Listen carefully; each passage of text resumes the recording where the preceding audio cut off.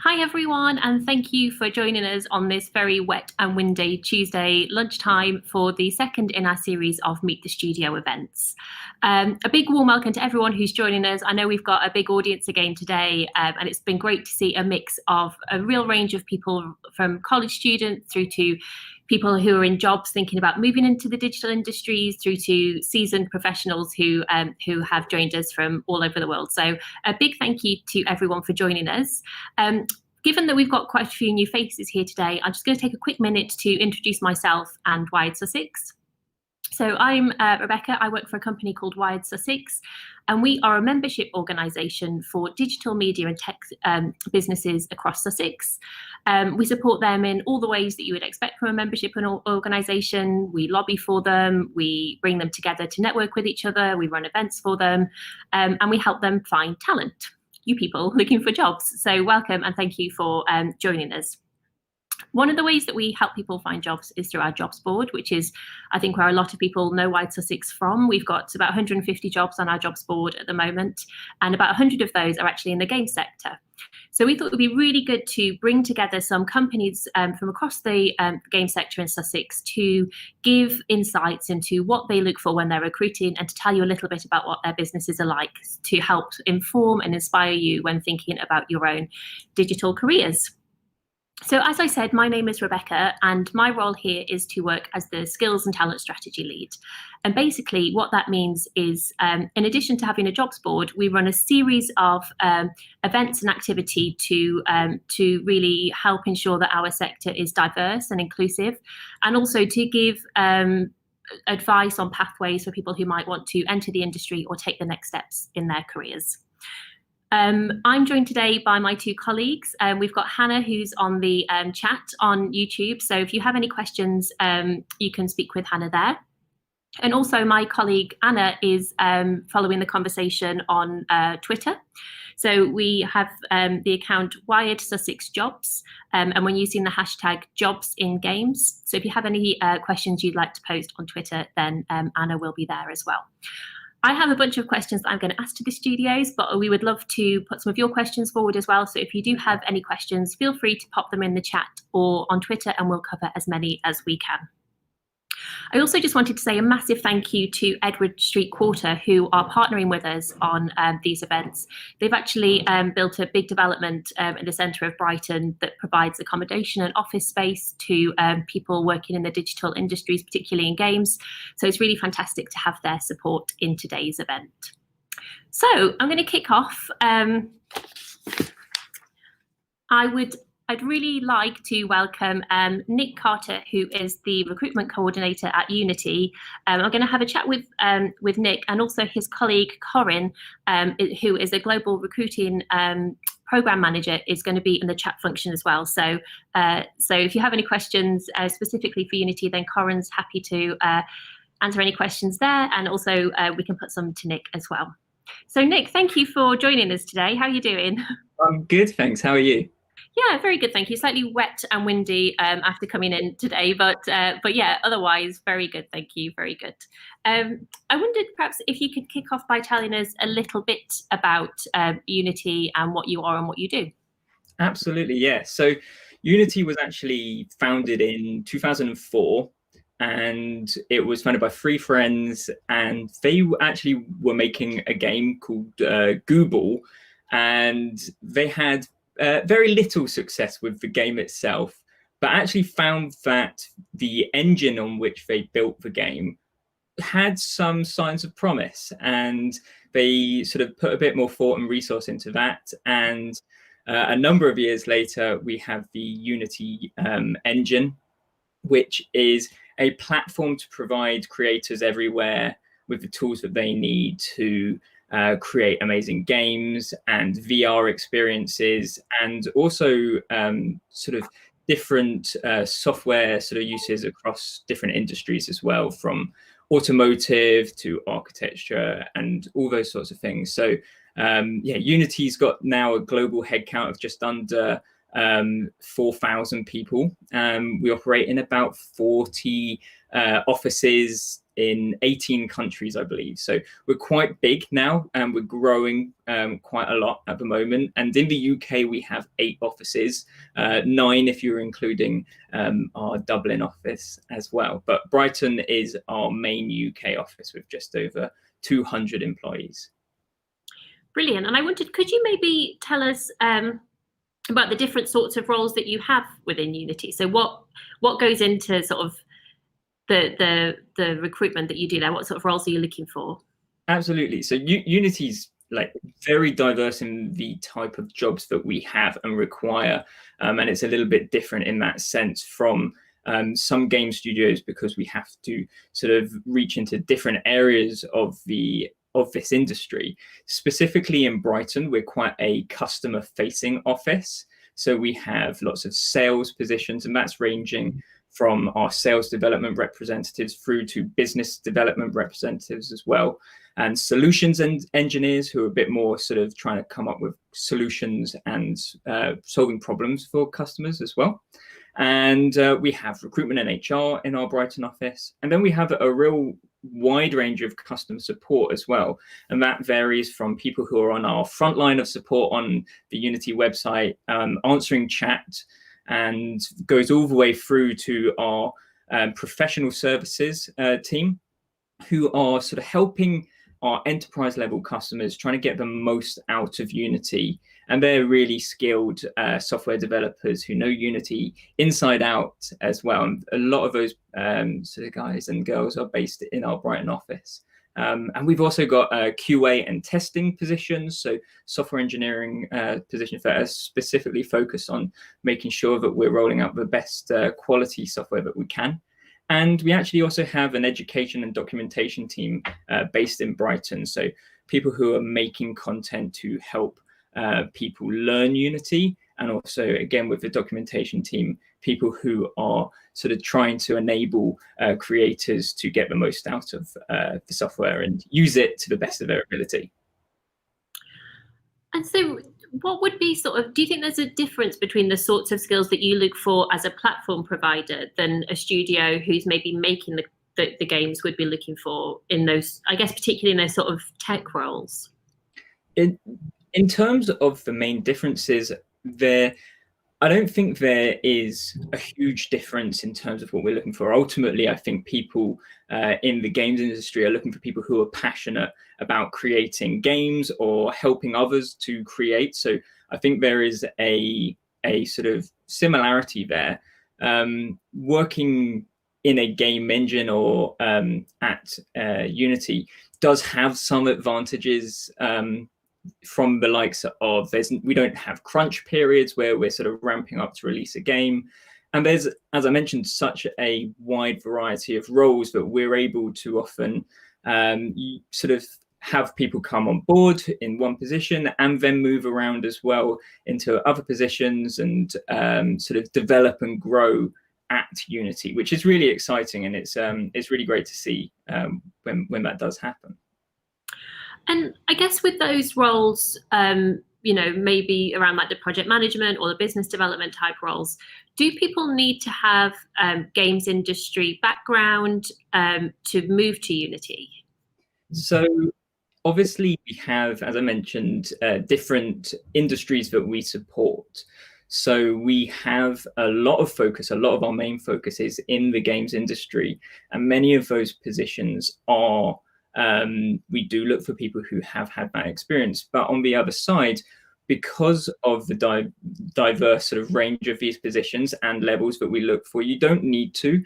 And many of the things that we're really actually looking for is how do we think someone's going to fit in with our culture, and do they bring the right sort of qualities in terms of do they match with our values as a company?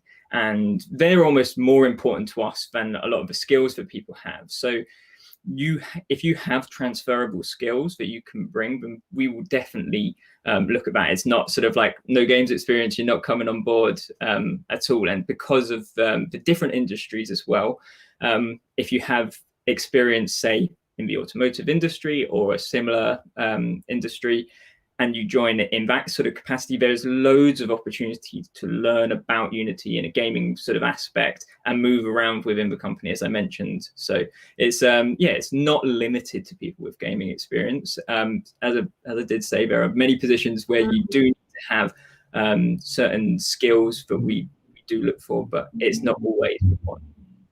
And I know that when we've been speaking with other game studios, everyone mentions the free training that Unity provides, the fact that you open up your platform. So is that sort of something that you would recommend people do, is to maybe have a look at that? And could you tell us a little bit about what that platform is? Yeah, so Unity Learn is a platform to allow people to learn more about Unity. And earlier this year, we opened that up, as you mentioned. It was there were sort of aspects of it which were free, but a lot of it was paid for, and we actually opened it up at the start of the year. And it's such a fantastic resource for people who are looking to start out, maybe people who are intermediate and looking to sort of ramp up a few more skills. There's such a wide variety of different things that you can learn on there and go and see. And it's definitely somewhere where I would say, if you're interested, and maybe like we mentioned just a moment ago, you don't necessarily have the experience in the gaming industry, definitely go onto the Learn Unity website, and you will find all sorts of different things to sort of get your teeth stuck into and learn more about what we do as a company and what you can create with Unity. Brilliant, thank you.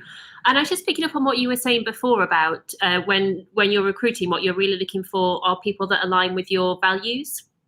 And your culture. I mean, could you tell us a little bit about what those values are and how that sort of manifests itself, I suppose, in your culture?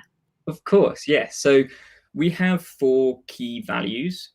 They are go bold, users first, best idea wins, and in it together. And they're sort of like our guiding stars as such.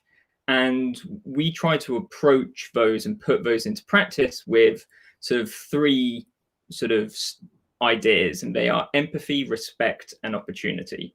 So we go about trying to conduct ourselves as a company by living through our values, sort of putting everything through those filters. And we have various sort of courses that we have at Unity. We refer to it as the leadership course, but it's not just for leaders, it's for everyone at Unity. And we try and help people with various skills that we think will help embody our values. So they are active listening, driving for alignment, building relationships, and the use of fierce feedback as well. And as I mentioned, for us, it's really important that people align with our values, and we look heavily into that during the recruitment process, because especially now as the company grows and evolves, it can be really hard to keep hold of a culture and to make sure that nothing sort of goes into sort of becoming something that you never wanted it to be. And that's why I think as a company, we place quite a lot of emphasis on those values. And they're not just sort of like motivational posters that we have on the wall. These are things that we live and breathe. And we truly believe that all of these things help us become a better company. And we also live and breathe them. And I see examples of these happening every day, which is really nice to see. And they go really deep inside the company, and they're really deeply ingrained. And it's really nice to be able to work somewhere that actually does live by its mottos and really just grabs hold of them and runs with them. It's really cool. I'm seeing a lot of love for your values in our chat, so that's obviously sort of coming across in the people that are using your platforms. That's great to see. I guess a practical question. This might be difficult to answer, but if someone were applying to Unity and you're looking for someone that has those values, do you have any tips on how someone could sort of portray that they have either have shared values or have worked in a way that reflects those values?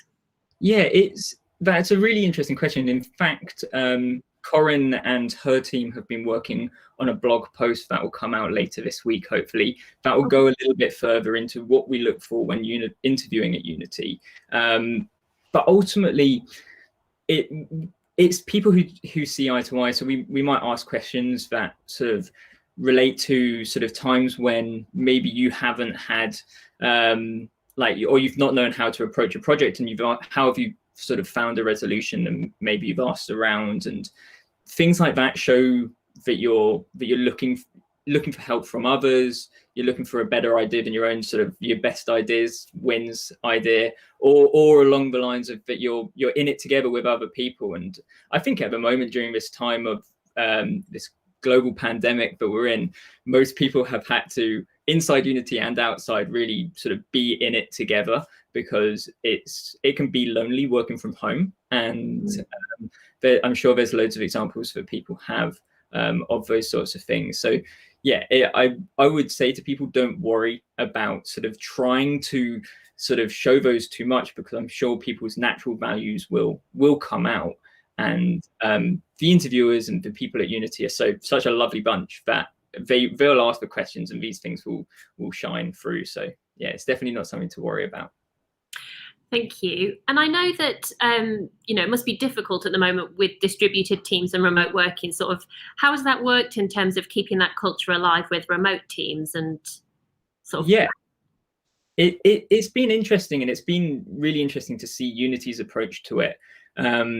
We have taken a very transparent approach in terms of the sort of people in the company, where, as you mentioned, we're globally distributed, and our sort of main head office is out in San Francisco. So there's a lot of difference in terms of not only just what's happening in the world in these different locations, but time differences and all of that. So a transparent approach we found has been the best. Our CEO and we've had a crisis management team, which sounds very dramatic, but is a team of people who are solely looking out for the staff here, making sure that everyone is okay.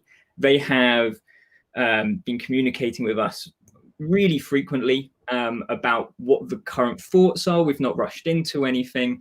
We've also increased the number of just town hall style all hand meetings as such with John Riccatello, who is our CEO. He's been speaking with the whole company on a weekly basis. They've been really open conversations, loads of opportunity for Q&A and stuff like that from us.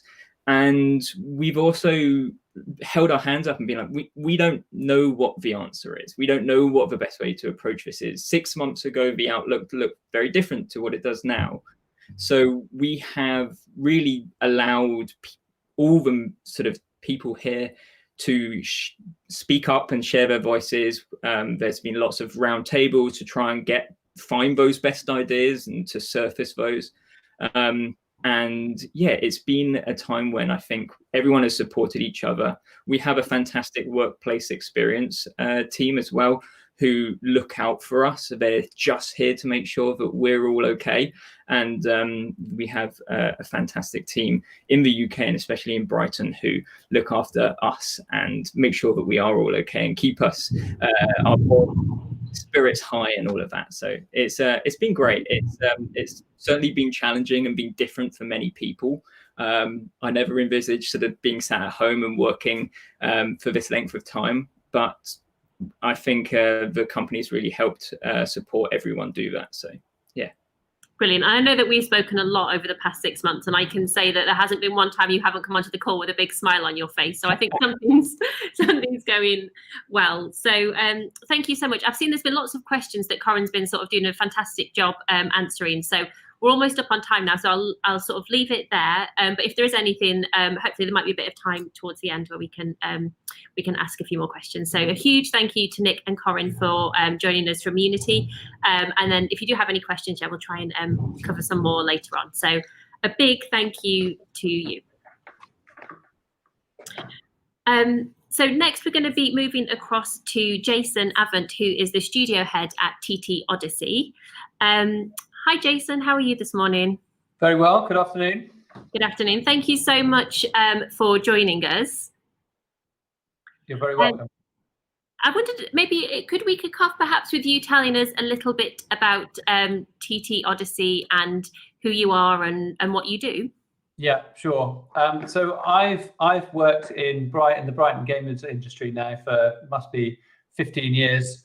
I've worked at Climax and then Disney's BlackRock studio, and then I founded Boss Alien, and we did CSR Racing and CSR Classics, and now I'm the studio head for TT Odyssey. So TT Odyssey is a small studio of 30 to 40 people. And our current game is called Lego Star Wars Battles, but we are, coming I think coming to the end of that soon. So it's going to be interesting to see what we do next. We have a whole raft of licenses to pull upon across because we're owned by Warner Brothers, and across the UK, I think we've got probably getting on for 1,000 people working in development. So we have TT Games up in Knutsford and Wilmslow, and they've made all of the Lego games, Lego Star Wars, Lego Indiana Jones, Lego Harry Potter over the years. We've got Playdemic up in Wilmslow as well. They are most famous for the Golf Clash game, which is absolutely huge. It's got hundreds of millions of players. It's very popular right now. I think it's still in the top 20 in terms of top grossing. So they're doing a great job. And then Rocksteady in London make all the DC Comics games, most notably the Batman games. And then we're down in Brighton. We've got an office in the North Lane, not the North Lane, the Seven Dials in Brighton. Although we haven't been there obviously for a long time, so now distributed throughout Sussex. And we focus at the moment on mobile and free to play, but that might change in the future as we move towards sort of a multi-platform future. Brilliant, thank you. Yeah, no, that's I was going on the journey of all of that content, and so many questions coming to mind. But I guess first of all, maybe if you could just talk us through how that relationship works with you and Warner Brothers, because I think that might be something that's quite new to a number of people. So Warner Brothers, how does that sort of work out? Okay, so Warner Brothers are a massive company that are now owned by AT&T, and we're quite far away from them. In that we're down in Brighton, and we are kind of we're related to Warner Brothers through Playdemic. They kind of publish our content because they've got an excellent publishing team there, and it means that we get kind of largely left alone. So we feel very much independent, but with the backing and support of a multinational organisation and all the kind of personal benefits that brings you. And we also have all the HR support, the finance support, and we're never really worried about where the next project is coming from. That allows us to be quite luxurious as far as development is concerned, and we never have crunch. We always have the latest software, the latest hardware, the constant training, and we're connected to a kind of network of technology builders and services like QA and so on. So we've got the small company feel, but with all of the big company benefits. And 30 people can often feel like a youth club. It's very very fun. It's very supportive, very friendly, so we get the best. We essentially get the best of both worlds. Brilliant. And how does that affect the sorts of roles that you hire for then? You were saying that a lot of those sort of HR and operation functionality is sort of held by a central resource. So what does that mean your sort of team dynamic looks like? Well, we're a pure developer. So we have programmers, artists, designers, one producer. We have an analyst. We have some in-house QA, but mostly probably, I don't know, a quarter to a third are programmers and a quarter to a third are artists. So pretty typical, sort of form for an independent developer, but it's part of a bigger company. Brilliant. And what sort of skills are you looking for and sort of attributes, I suppose, you're looking for when you're hiring for those roles? it is a different sort of dynamic in that smaller team. Does that affect sort of your recruitment and what do you look for when you're hiring? Well, our philosophy is that if we can get people to look after themselves, and I think this scales up to sort of 50 or 60 people as well as the 30 we're currently at. If you can get people to look after yourselves, you don't need as many managers. And so as a result, then, you can have a very flat management structure. But that does mean that we only hire people that are willing to work in that way. So willing to take responsibility for their task list, willing to also kind of look after the people around them, make sure nothing falls between the gaps. So we engender this idea that nothing is somebody else's problem. And so that way you don't need somebody kind of having a holistic view over the entire project, or having, for every 5 people, you have an extra producer or an extra middle manager. Everybody kind of takes responsibility for looking after it themselves. So that means that's kind of a bit of a sort of unique property that we really look for. But otherwise, it's complete meritocracy. So we have a lot of very experienced people that have worked together for a long time, but we also have a couple of guys that left education at 19 and joined us straight away.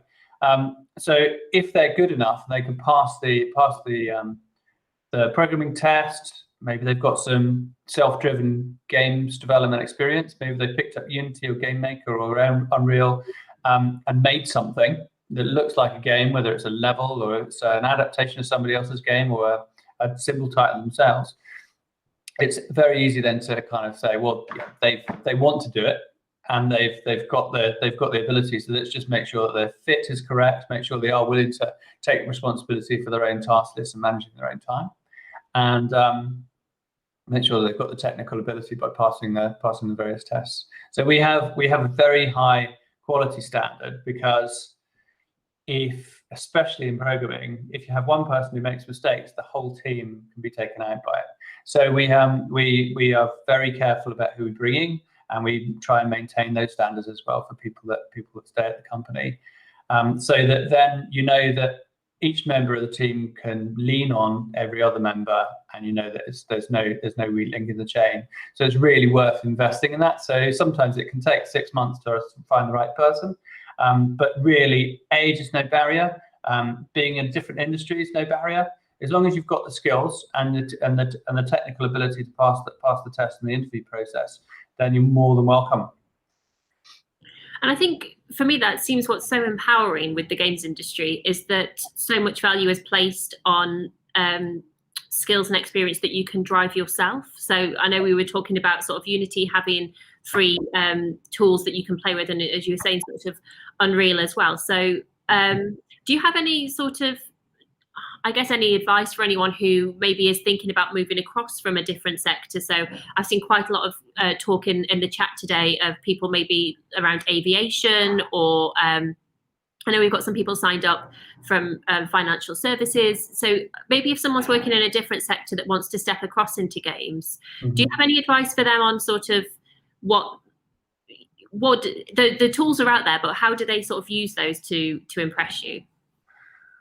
Well, make something. I mean, Unity is in particular very, very available and relatively easy to get into. If you know programming, it won't take long to learn Unity, especially if you know C++, and moving over to C# is not a huge challenge.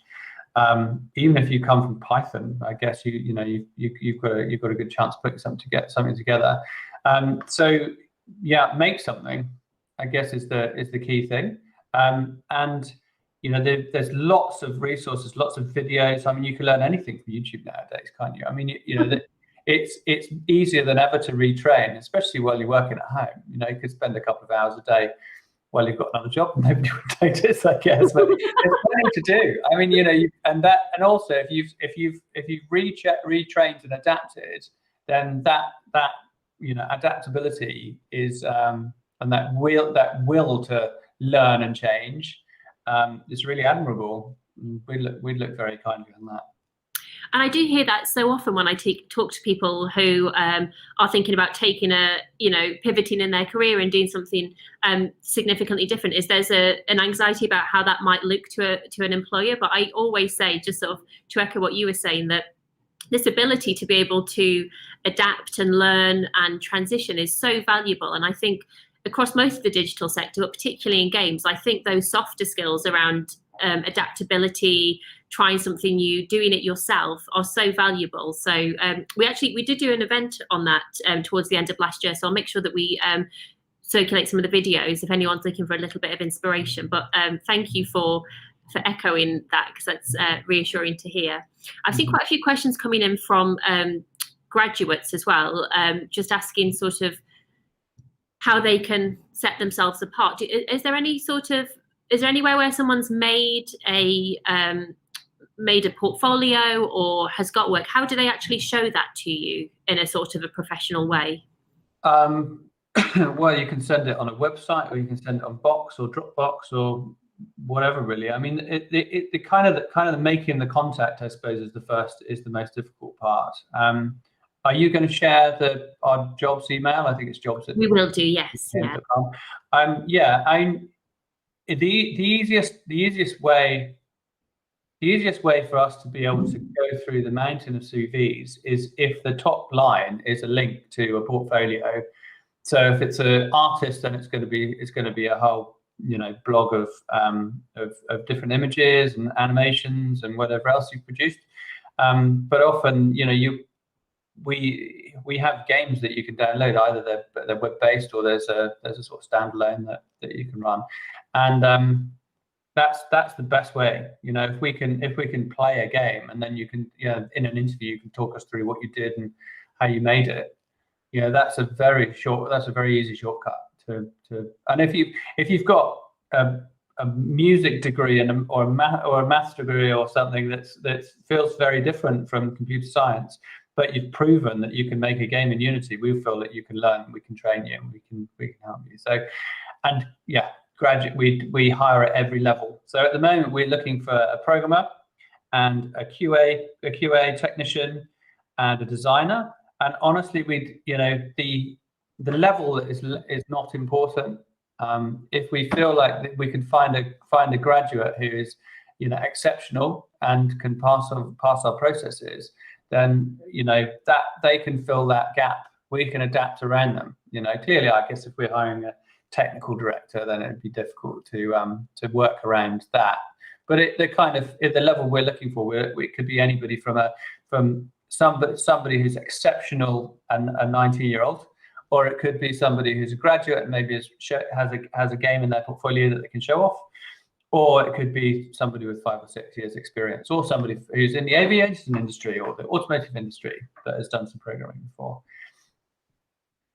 Brilliant, thank you. And I've seen that Hannah has shared the links to your website and also to the email address for people to get in touch with. So those links are in the chat if anyone wants to take a look at those. So thank you so much, Jason. That was really helpful and really insightful. So thank you so much for joining us. Very welcome, thank you. And then last but not least, we're going to move across to Snap Finger Click. So I would like to welcome Martijn, who is the studio co-founder and development director at Snap Finger Click, who I'm going to have a chat with now. And his colleague Joanna, who is the design director, is also going to be in the chat. So if you do have any questions that you'd like to ping into the chat, then Joanna can answer those. But I might just kick off asking could you tell us a little bit about what you do at Snap Finger Click, please, Martijn? Yeah, sure. So we're a relatively small studio, definitely smaller than TT Odyssey and Unity. So we're with 11 people in total, but often that scales up because we work with a lot of freelancers. We specialize in local multiplayer games, so we're very passionate about basically getting together with your friends on the sofa, playing party games. We've been around for almost 5 years now. But most of us originally worked on the Buzz quiz franchise on PlayStation, which is quite popular. And our games, in a way, are a little bit similar to that vibe. So, we released multiple games on console. A game called It's Quiz Time, released a party game called Awkward for slightly older audiences. A game called Acted Out, which is based on charades and Pictionary. But yeah, we're very passionate about these types of games, and that's our focus as a studio, and that's also like our long-term plan. Brilliant. And could you tell us about the different sorts of roles that you have in your studio? I appreciate it's a smaller team, but sort of what functionalities do you have? Yeah, sure. So quite a few of us are engineers. We've got an artist as well, a 3D artist. We've got an audio person. We've got someone who purely looks after all the business side of things. And we also employ a few Twitch streamers, actually. Okay. And you mentioned before that you hire quite a lot of freelancers, and I know that we've got a number of freelancers who have joined us for this chat. So could you tell us a little bit about how you go about hiring freelancers and the sorts of roles that you look for? Yeah, sure. So a lot of it comes down to sort of public exposure. So how much exposure do you have as a freelancer? Because usually we start looking for people. So it's quite often the case that putting up a job ad on our own website is a little bit too slow. Like typically it's like, oh, we need another engineer. Okay, what is the best place to find this engineer? And we've used Twitter a lot. So people just being very smart with certain hashtags. For a project, we needed a pixel artist. So we literally just went to Twitter, search for hashtag pixel art, look for the best portfolio, emailed that person, and that's the person that we hired for a project. Yeah, for artists, definitely have a portfolio like on ArtStation or something like that. We think that the personality of someone is incredibly important for us as a team, especially because we're relatively small. But we try to find out quite a bit about a potential candidate, which sounds a bit scary maybe, but we look at like what they post about on Twitter. We look at LinkedIn profiles quite a lot. And yeah, having that exposure, like being quite visible, helps us a lot in making the hiring decision on someone. Brilliant, thank you. And I guess if you are a freelancer, we've got a thing on our website where you can sign up and put your CVs and things like that, so that studios can pull you from there as well. Because I guess one slight challenge maybe with Twitter is that I know that there's a huge focus on the diversity at the moment, and we've spoken a lot about I know we've spoken about people moving into the industry, so that's just another avenue, I suppose, to explore. I guess, could you sort of give any insights into how that sort of changes your dynamics as a team as you sort of grow and expand with freelancers? And I know that sort of values and culture tends to be, particularly important within the games industry. So how does that sort of affect things as you sort of grow with new freelancers? And well, it's scary. I think, yeah, having that type of personality that we're looking for can still be quite difficult to figure out. Like we need people to be quite independent in a way, so not having people look after them. I think it's a line on our website where I still sometimes ponder if it's a bit too aggressive, but it's like we're not really the type of company where people just have a to-do list and it's like, okay, I've done my to-do list, what's next? Like we do a lot of prototyping, a lot of things are quite experimental within Snap Finger Click. We work on multiple projects quite often. We have projects that sometimes get paused for over a year, so we just stop working on it because we were not entirely sure if it's good enough, and then we move on to something else. But yeah, you need to be quite comfortable with like a work environment like that. Like even though, well, I'm the boss, but there are people, like I want people to counter argue with me when they think I'm wrong, and I want people to be confident to do things like that. And the other way around, it's like be sort of assertive about your opinion, and like we focus a lot on building the confidence for people to actually be able to sort of express their opinion, but also be comfortable about making mistakes, because that's a normal part of building games. Like things go wrong, or you build something that's maybe not as much fun as you anticipated, or whatever. In the end, it's a creative process. And again, learning to admit that something might be wrong or not good enough is also a skill that we're looking for. So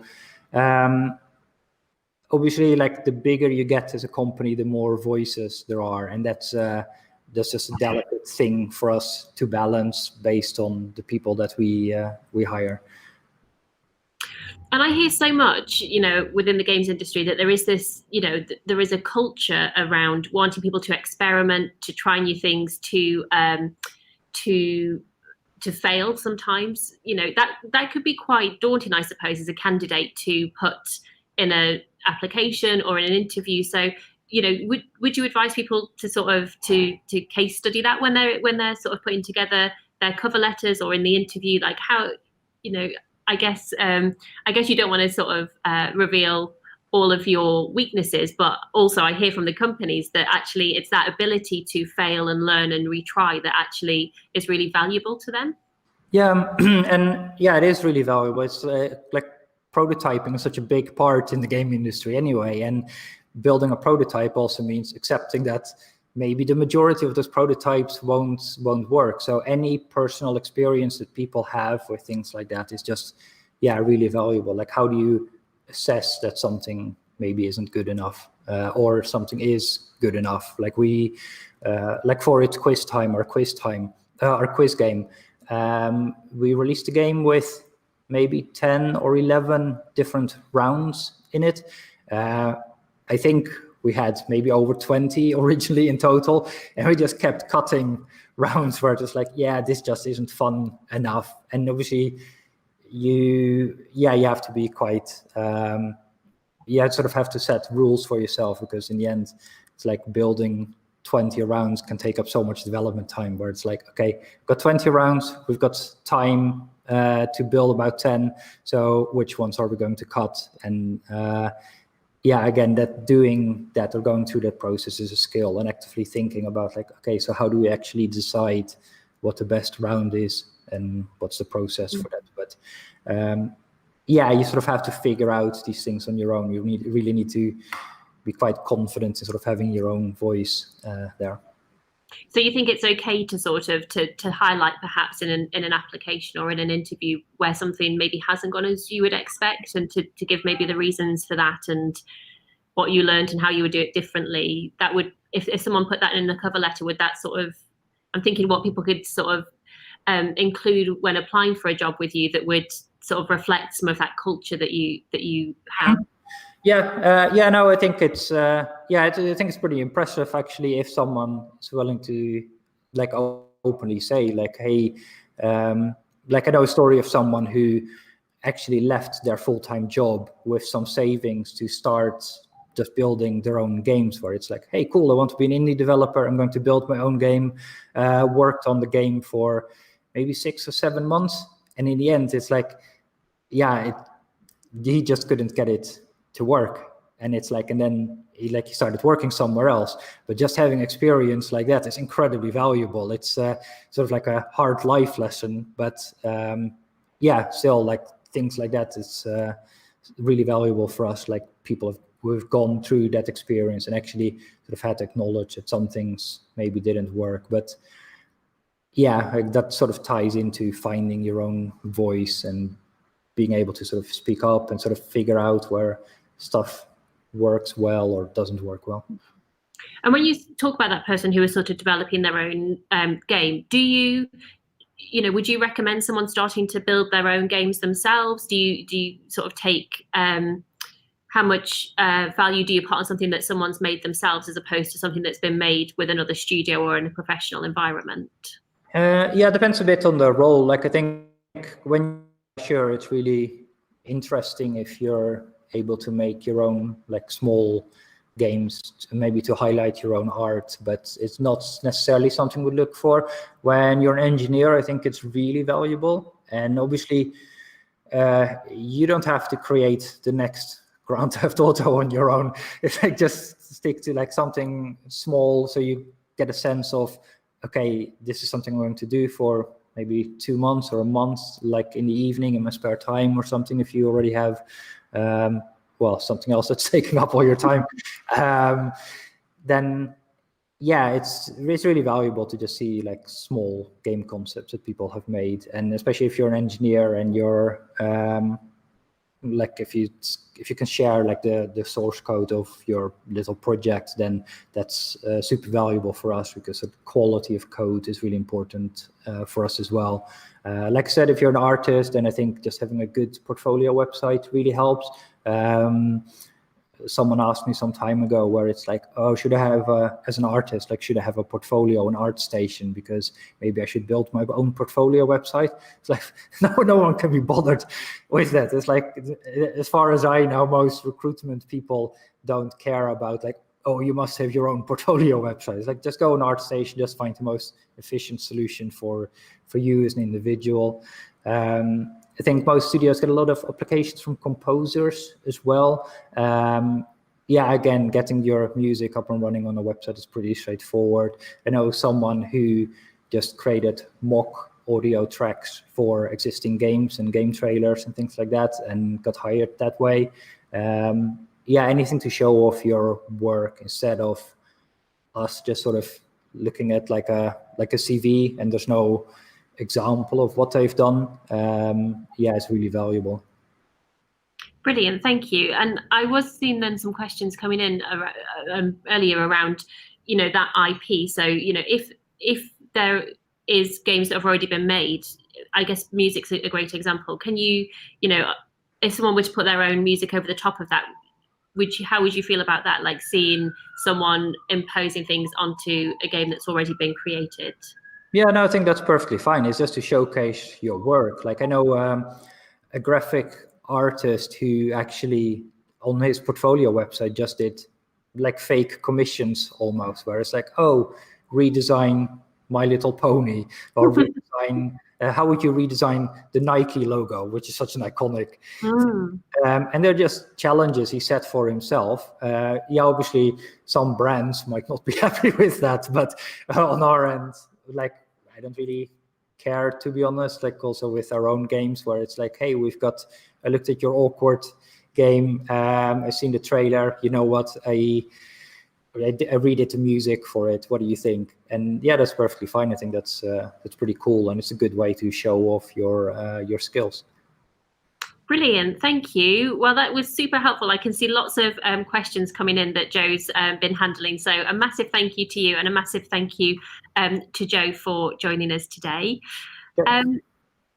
I'd like to welcome all of our speakers back now, and we've got about sort of 10 minutes left. So if anyone has any questions that you'd like to sort of we'd like to open out to all of our speakers, then please do feel free to pop them in the chat. The first question that I had received was one that came through from Twitter, actually, from a data scientist who asked, what advice would you give to a data scientist, and particularly perhaps around what technologies or languages to use? I'm aware that's probably quite a specific question, but if you do have any thoughts on that, or if you don't have any thoughts, feel free to pass for the moment, and we can always reply later on to that person. Yeah, personally, my knowledge of data science is not fantastic, so my advice would not be great. But I would certainly recommend we have a huge sort of number of data scientists at Unity who a lot of them are based in Europe, many in Helsinki in Finland. But that doesn't limit anything these days, especially. I'd recommend he can or whoever it is can drop myself an email if they want anything specific. I can try and put them towards the right person at Unity if necessary. Perfect. I guess in a similar line, there was also I've seen quite a few questions from screenwriters from film and TV. So do you have any advice for screenwriters or storytellers, perhaps who work in a different medium, who may want to move across to games? Can I step into the analytics? Oh yeah, please do. Yeah. Yeah, I mean this is a really growing and important role in the games industry. So we, probably for the last decade, analytics have been really, really important, like real-time analytics on the performance of the players, what they're spending on, you know, where they came from when you advertise to them, and then round tripping them through so that you can maybe see what value they had to the game, and then find out how to get more of them by sort of using the same characteristics. So it's huge. I mean, every team will have an embedded, especially on mobile, but more growingly on console and the other platform too, will have at least one embedded analyst, and each self-respecting publisher will have will have an entire department. So it's a brilliant, and it's more fun than working in banking or another area of analytics, and it's possible to actually get quite close to the game design with analytics. So it's a burgeoning role and a burgeoning industry for that. So yeah, definitely, and it's relatively well paid in games as well. So yeah, definitely it's a thing to follow. Script writing and filmmaking and that sort of thing are often a lot of the Pixar used to say that they'd hired T-shaped people, which means that they've got one main path of one main expertise, but then others as well that kind of cross them. And I'd say that if your minor was script writing and filmmaking, and your major was game design, then that can work out really well. And I guess the advice I'd give is try and develop the game design side. And the ways to do that are making games and possibly coming in as a very junior designer and go through that way. But if you've got those somewhat transferable skills, it's quite difficult for that to be the only way that you get into games, because you don't really, unless you're making a very script heavy game, you don't really need a dedicated script writer. And equally the same with film and filmmakers. It's difficult it's something that we need at parts of the game, but it's often somebody else will take, somebody like an art director or something will take on the role of lighting and cinematography.